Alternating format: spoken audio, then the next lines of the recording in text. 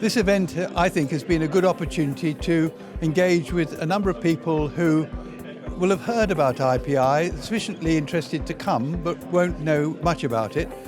It was an opportunity not to lecture to them, but actually to have a bit of much more interrelated conversation and more questions. And I was very reassured by the questions and by the mix of audience that we had. The idea is that we support projects, we listen to them, and the industry comes back and tells us whether it's working or not, because what I need is not an opinion base, but is to have evidence base, that the evidence is that if we use IPI we'll make savings. In order to get the maximum benefit out of IPI, you need to get involved right at the start.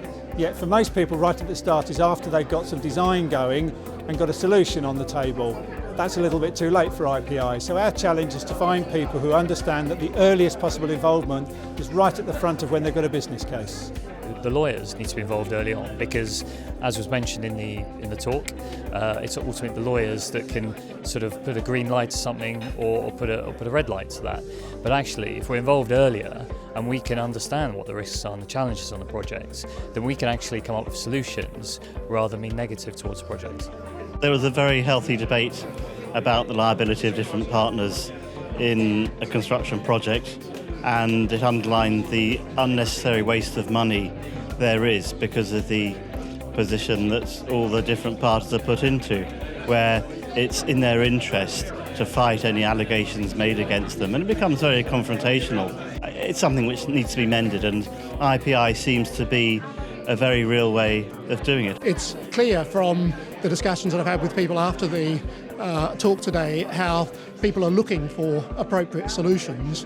There are many people who are keen on this as a solution, are interested to see how the trial project pans out and how it can deliver value for money. I think it's a little bit like Trevor Bayliss and his wind-up radio. Once people get what it does, they'll all want it. And I think IPI really should take off once people see what it does. It's been a really useful and enjoyable event.